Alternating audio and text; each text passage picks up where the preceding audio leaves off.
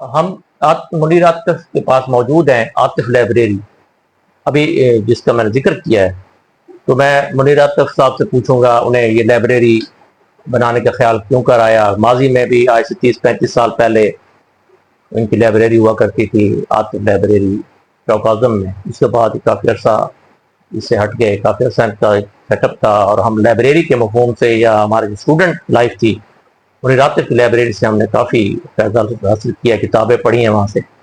تو ایک طویل عرصے کے بعد ان کے اندر وہ ایک دوبارہ خواہش نے جنم لیا ہے، یا خواہش تھی، وہ ابھی اس کو مصروفیت کی بنا پر یہ نہیں وقت دے پا رہے تھے. اب ہم ان سے پوچھیں گے منیر صاحب سے کہ انہوں نے لائبریری کو کس طریقے سے اور اپنے تھوڑا بہت مختصر تعارف بھی کروائیں گے. جی منیر صاحب. جی، میں نے لائبریری اپنی ابتدائی زندگی میں، جب ابھی میں اتنا باشعور نہیں تھا، ایک چھوٹی سی لائبریری چوک اعظم میں بنائی تھی، اور اس کے بعد پھر معاش کے ایسے مسائل میں الجھا کہ وہ لائبریری کا جو تصور تھا وہ تو میرے ذہن میں موجود تھا.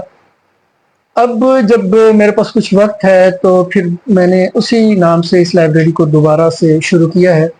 اور میری یہ کوشش ہے کہ لیا کے لوگوں کو، اور وہ لوگ جو کتاب سے محبت کرتے ہیں، کتاب پڑھنا چاہتے ہیں، ان کو معیاری اور اعلیٰ کتابیں پڑھنے کا موقع فراہم کیا جائے. اسی سوچ کے تحت میں نے اس لائبریری کا آغاز کیا ہے، اور ابتدائی طور پر ہم نے اس میں 1500 کے قریب کتابیں جو ہیں وہ شامل کی ہیں. اور اس کے لیے میں نے اپنے بجٹ میں سے ایک خاصی رقم مختص کی ہے، جس کے تحت ہر مہینے اس میں نئی کتابیں ایڈ ہوتی رہیں گی. اس میں ہم نے بچوں کے لیے بھی ایک چھوٹا سا پورشن بنایا ہے، جس میں کوئی 400-500 کے قریب ہم نے کتابیں شامل کی ہیں، تاکہ جو ہمارے بچے ہیں وہ بھی کتاب کی طرف راغب ہوں، وہ بھی کتاب پڑھیں، اور ان کو کتابیں پڑھنے کے مواقع میسر آ سکیں. ہمارے ہاں کتاب جس تیزی کے ساتھ عملی اور عام زندگی سے ختم ہوتی جا رہی تھی، اس عمل کو روکنے کے لیے اس لائبریری کو قائم کیا گیا ہے. کیونکہ بہت سارے لوگ یہ گلہ کرتے ہیں کہ وہ کتاب تو پڑھنا چاہتے ہیں لیکن کتاب کہیں موجود ہی نہیں ہے، خرید کے ہم پڑھ نہیں سکتے، تو لائبریری کہیں ہے نہیں. اگر کوئی سرکاری سطح پہ لائبریری تھی تو آج وہ تقریباً ختم ہو چکی ہے، اس کا صرف وجود باقی ہے، اس میں پڑھنے کے لائق کچھ بھی نہیں ہوتا. اسی مقصد کے تحت اس لائبریری کو بنایا گیا ہے.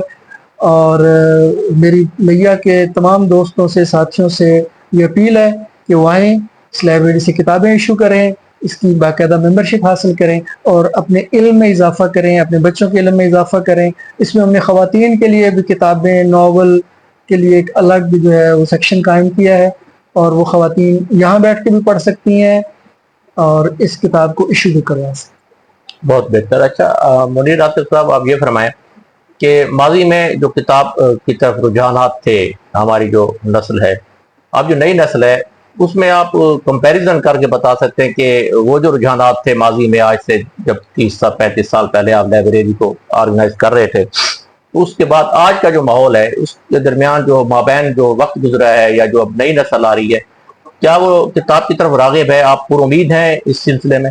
جیسے بچوں کو سکھانا پڑتا ہے، بچوں کو سمجھانا پڑتا ہے، بچوں کو بعض اوقات کچھ باتیں پیار سے بتائی جاتی ہیں، کچھ غصے سے بتائی جاتی ہیں، کچھ ناراض ہو کے بتائی جاتی ہیں، تاکہ بچے سیکھنے کے عمل میں ان چیزوں کو سیکھیں. اسی طرح اگر ہماری آج کی نسل کتاب سے دور ہے تو اس میں اس نسل کا اتنا قصور نہیں ہے، اس میں قصور ہے ہمارے اساتذہ کا، ہمارے والدین کا، اور ان لوگوں کا جو علم پھیلانے کی حیثیت تو رکھتے تھے لیکن انہوں نے ایسا نہیں کیا. اب ایک والد جو ہے وہ اپنے بچوں کے لیے 1500 روپے کا پیزا تو لے آتا ہے، لیکن وہ اپنے بچوں کے لیے 1000 کی کتابیں نہیں خریدتا. یہ حقیقت ہے. جب بچوں کے پاس کتابیں ہوں گی تو اس کو پڑھیں گے نا. اب جو ہمارا استاد ہے، جو کالج میں ہے، جو یونیورسٹی میں ہے، جو اسکول میں ہے، وہ کبھی بھی بچوں کے ساتھ یہ گفتگو نہیں کرتا. وہ ان سے نہیں پوچھتا کہ آپ لوگوں نے کون کون سا ناول پڑھا ہوا ہے. وہ کبھی بھی ان کو یہ اسائنمنٹ بھی نہیں دیتا کہ آپ فرض کریں ایک ناول ہے، اس کو آپ نے پڑھنا ہے اور اس سے آپ نے اسائنمنٹ بنانی ہے. اسکولوں میں جو لائبریریز ہیں وہاں وہ کتابیں ہیں جو بھرتی کی کتابیں ہیں، جو متعلقہ حکام نے کمیشن لے کے، تو وہ کتابیں جو پڑھنے کے لائق بھی نہیں، وہ بھی بچوں کو جاری نہیں ہوتی. آپ ضلع لیا کے اسکولوں میں چلے جائیں، एक तो लाइब्रेरियां हैं नहीं, और अगर किसी स्कूल में कोई लाइब्रेरी है तो किताबें इशू ही नहीं होती, उनको ताले लगे हुए हैं, उन किताबों वो किताबें पड़ी पड़ी खराब हो गई हैं, लेकिन कभी भी वो किताब बच्चों को इशू नहीं की जाती। किसी भी स्कूल में आप देख लें, वहां लाइब्रेरी का पीरियड ही नहीं है कि भाई 8वीं क्लास है, 7वीं क्लास है, 6ठी है, 10th है, तो उनका कोई लाइब्रेरी का पीरियड होना चाहिए जहां वो जाएं और लाइब्रेरी में बैठ के किताब पढ़ें। वहां उस्ताद भी किताब पे गुफ्तगू नहीं करता। तो जब समाज में ये गुफ्तगू खत्म हो जाती है, जब लोग पिज़्ज़े के ब्रांड्स पे डिस्कस करते हैं, जब लोग जूतों के ब्रांड्स पे गुफ्तगू, जब कपड़ों के ब्रांड पे गुफ्तगू करते हैं, तो वो चीजें जिन पर गुफ्तगू नहीं होती वो आहिस्ता आहिस्ता खत्म हो जाती हैं। अब किताब पे कोई गुफ्तगू करता ही नहीं है। कोई लोग आपस में बैठ के ड्रामे का तो जिक्र कर रहे होते हैं कि आज जियो टीवी पे और फलान ड्रामा और फलान ड्रामा चला है, लेकिन वो कभी भी किताब पे, नावल पे गुफ्तगू नहीं करते। परिजाद एक नावल था, उस पर एक ड्रामा बना तो लोगों ने ड्रामा देखकर ड्रामे पे गुफ्तगू की, लेकिन कभी भी किसी ने ये गुफ्तगू नहीं की कि ये तो एक नावल था। उस नावल को कभी किसी ने पढ़ने की कोशिश नहीं की। तो जब हम मुआशरे में चीजों को डिस्कस करना छोड़ देते हैं तो वो चीजें खत्म हो जाती हैं।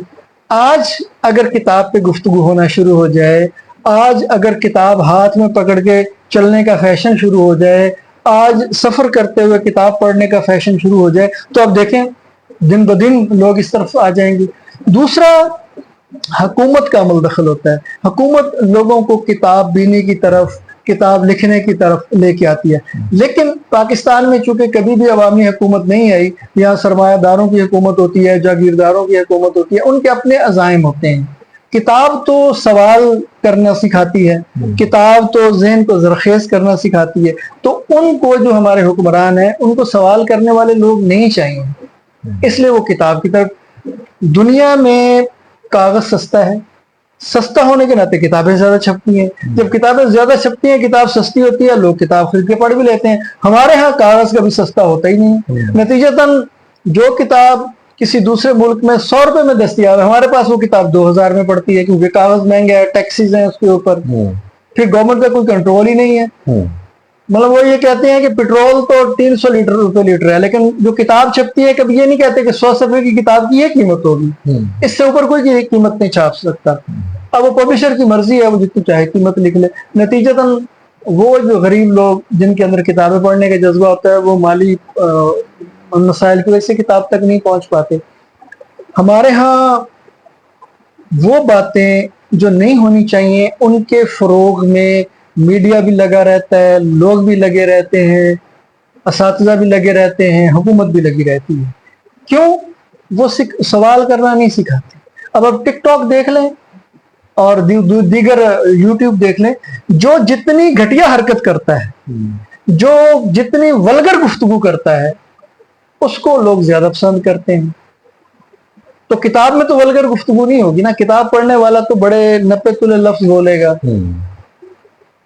अब कोई किताब का आप इक्तबास पढ़ के टिकटॉक पे शेयर करें तो आपका नहीं सुनेंगे, लेकिन जो उल्टी सीधी हरकतें कर रहा है, जो डांस कर रहा है, जो अपने कपड़ों के तरीकेकार से अपनी तवज्जो हासिल कर रहा है, उसको लोग जो है वो लाइक भी कर रहे होंगे।